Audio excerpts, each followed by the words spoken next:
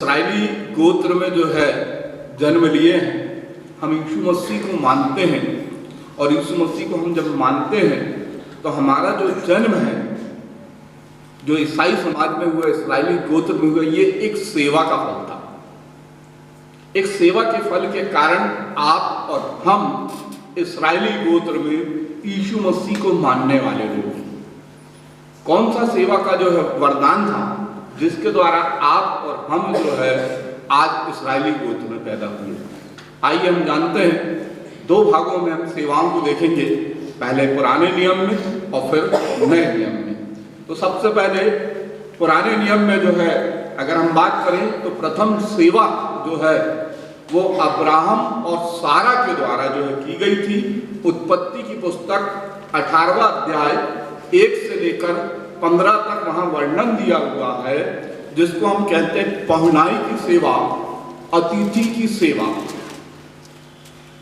वहां पर जो है 3 दूत अब्राहम को बांज ममरे के वृक्ष के तले दिखाई दिए, दोपहर के समय दिखाई दिए, और उन्होंने अभी अपना वचन कहा भी नहीं था, बोला भी नहीं था। इससे पहले अब्राहम ने उनसे निवेदन किया। क्या निवेदन किया? कि आप रुके, मैं आपके लिए क्या लेके आता हूं? जल और भोजन लेकर आता हूं। ये पहुनाई की जो सेवा थी, ये अतिथि सत्कार की जो सेवा थी, उस सेवा के सुनाने के लिए, वंशज की जो है आशीष देने के लिए वहां पर जो है सारा बांध थी। आप हम सभी जानते हैं उसको कोई पुत्र नहीं था, लेकिन केवल पहुनाई की सेवा के द्वारा, उस अतिथि सत्कार की सेवा के द्वारा उन दूतों ने उसको आशीष दी कि आने वाले इसी बसंत ऋतु तक तुझे क्या होगा? एक पुत्र उत्पन्न होगा। तो ये जो गोत्र था, इस्राएली गोत्र का जो प्रारंभ हुआ, ये प्रथम सेवा से ही प्रारंभ हुआ, उस पहुनाई की सेवा से ही प्रारंभ हुआ, उस अतिथि सत्कार की सेवा से ही प्रारंभ हुआ। और आप और हम और पूरा इस्राएली गोत्र जो है उसी प्रथम सेवा का फल है, जो हमारे अब्राहम मूल पिता ने जो है चालू की थी। उनने 3 देवताओं जो है 3 स्वर्गदूतों के लिए जो है क्या किया था? आप रुके, मैं आपके लिए भोजन की व्यवस्था करता हूं। सारा के पास गया, सारा को कहा कि एक बछड़ा जो है पला हुआ बछड़ा काटा और सब कुछ गूंद कर उसने जो है बनाया और बनाकर उनके सामने परोसा, और परोसने के बाद में उसने उन 3 स्वर्गदूतों ने उसको ये आशीष दी कि आने वाली बसंत ऋतु तक तेरे घर में एक पुत्र उत्पन्न होगा। और आप और हम सभी जानते हैं, परमेश्वर ने अब्राहम से प्रतिज्ञा की थी कि मैं तेरे वंश को तारों के समान बढ़ाऊंगा, और मैं और आप उसी वंश से निकले हुए, उसी पहुनाई की सेवा से निकले हुए, उसी अतिथि सेवा से निकले हुए हैं। दूसरी सेवा लूत के द्वारा, उत्पत्ति की पुस्तक 19वां अध्याय 1 से लेकर 11 तक, वहां पर इस प्रकार से दिया हुआ है कि वहां पर 2 दूत जो है आए थे, और वो 2 दूत जो है लूत को दर्शन दिए। लूत ने उनसे निवेदन किया कि आप मेरे घर पर चलकर क्या करें? भोजन को ग्रहण करें। उन्होंने उसके इस आग्रह को माना, और जब वो मानकर उसके घर गए, घर जाने के बाद में सदोम के बहुत सारे लोग जो है लूत के घर में चढ़ाई करने लगे कि उन दोनों दूतों को हमारे हवाले कर दे। लेकिन उसने अतिथि सेवा में किसी भी प्रकार की कसर नहीं छोड़ी। उसने ये कहा कि अगर तुम चाहते हो, उन दोनों दूतों के बदले में मैं अपनी दोनों कुंवारी बेटियों को तुम्हें दे देता हूं, लेकिन उन दोनों दूतों को नहीं दूंगा। अपनी बेटियों को कुर्बान करने तक की जो है स्थिति उसने कर दी कि मैं अपनी दोनों बेटियों को जो है तुम्हारे पास जो है ला देता हूं, जो है दोनों कुंवारी है, लेकिन उन दूतों को कुछ नहीं करना। उस अतिथि सेवा से, उसके भोजन से दोनों दूतों इतने प्रसन्न हुए और उन्होंने जितने लोग जो बाहर दरवाजा खटखटा रहे थे या उन दूतों को मारने की कोशिश कर रहे थे, क्या हुआ? अंधे हो गए और टटोलते टटोलते थक गए, लेकिन दरवाजे को खोल नहीं पाए। और उन दूतों ने जो है जब ये देखा तो दूत को कहा कि तू अपने घराने समेत कहां से निकल जा? सदोम और अमोरा से निकल जा। परमेश्वर ने ये आशीष उसको दी, उसके प्राण बच गए, उसके परिवार का प्राण बच गया और प्राण बचाकर जो है उसने सदोम और अमोरा को छोड़ दिया। आप और हम सभी जानते हैं जब वो रास्ते में ही था तब परमेश्वर ने क्या किया? गंधरस और आग सदोम और अमोरा पे बरसाई और वो नगर भस्म हो गया। लूत की पत्नी ने पीछे मुड़कर देख लिया, वो क्या बन गई? नमक का खंबा बन गई, आज्ञा उल्लंघन के कारण।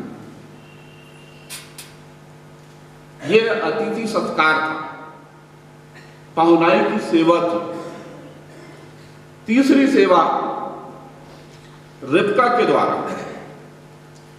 उत्पत्ति की पुस्तक 24वां अध्याय 1 से लेकर 67 तक, वहां पर अब्राहम ने अपने पुत्र इसहाक के लिए पुत्र वधू का चुनाव करने के लिए जो है अपने दास को भेजा और उसका दास गया और रिबका क्या कर रही थी?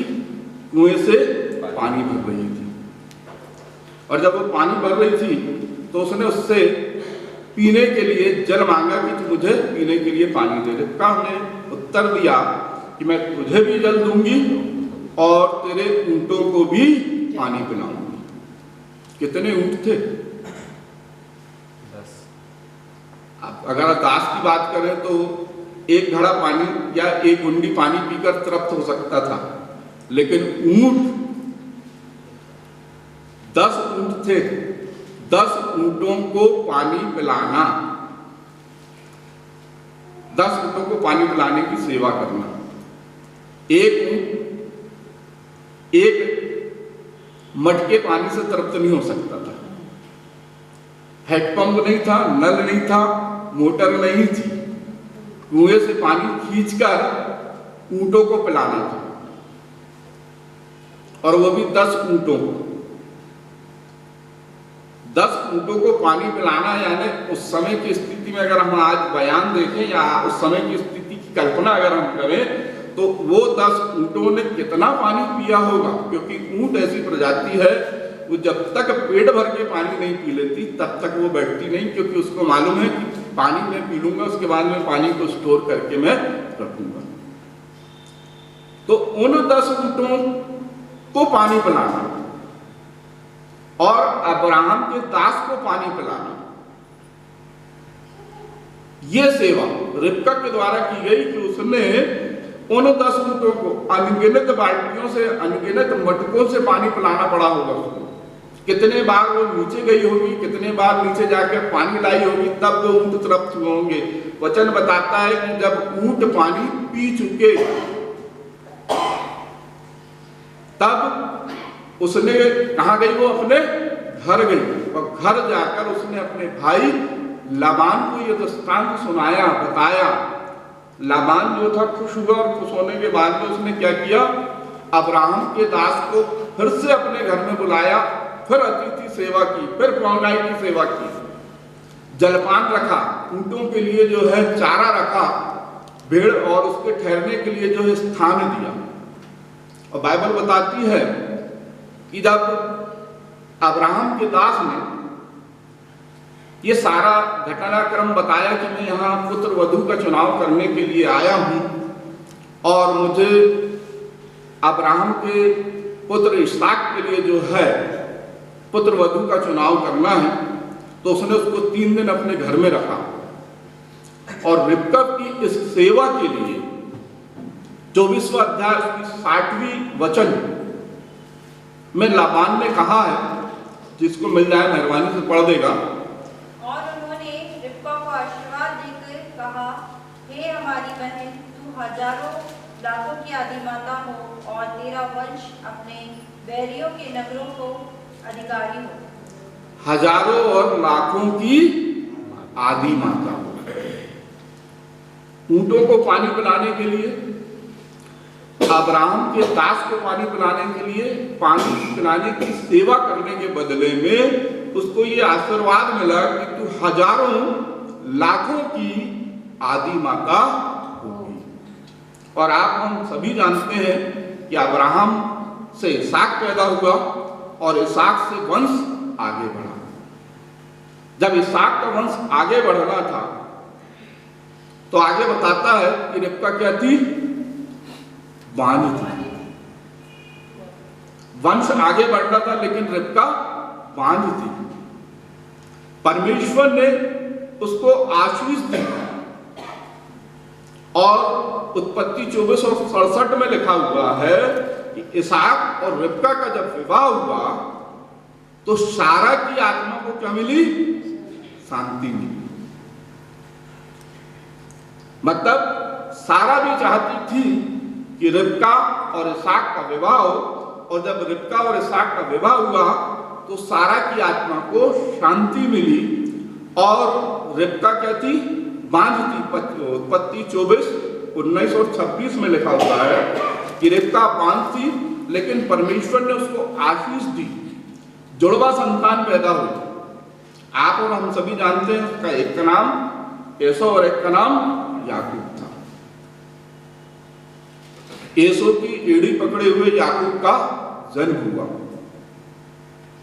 एसो ने अपना पहलौठे का अधिकार भोजन के कारण जो है याकूब को दे दिया, और यही कारण है कि परमेश्वर ने आज तक एसो को अप्रिय जाना। बाइबल में कहीं पर भी एसो का परमेश्वर नहीं कहा जाता। किसका परमेश्वर कहा जाता है? याकूब का परमेश्वर कहा जाता है। तो जो याकूब का परमेश्वर है ये इस्राएल के परमेश्वर में कैसे बदला? हम याकूब का परमेश्वर कहते हैं, इस्राएल का परमेश्वर कहते हैं, तो याकूब ही इस्राएल है। याकूब ही इस्राएल है। कैसे है इसके बारे में हम देखें।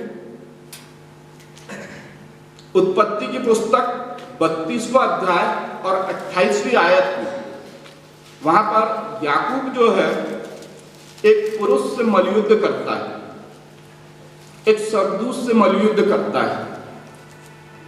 उसने कहा, मेरा नाम अब याकूब नहीं, तेरा नाम अब याकूब नहीं, परंतु इस्राएल होगा, क्योंकि तू परमेश्वर से और मनुष्य से विरुद्ध करके प्रबल हुआ। क्या हुआ? याकूब का परमेश्वर से काय का परमेश्वर हो गया?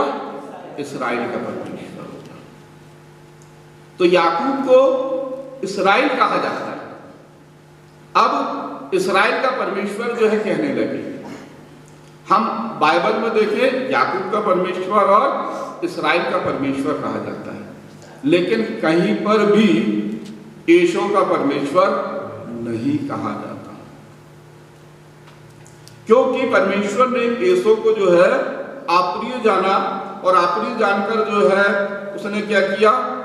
रोमियो की पुस्तक और 9वां अध्याय और 13वीं आयत में कहा गया है याकूब से प्रेम किया, और इसलिए बाइबल में जो है याकूब जो है महान कहलाया, या बाइबल में जो है याकूब का परमेश्वर और इस्राएल का परमेश्वर जोड़ा गया।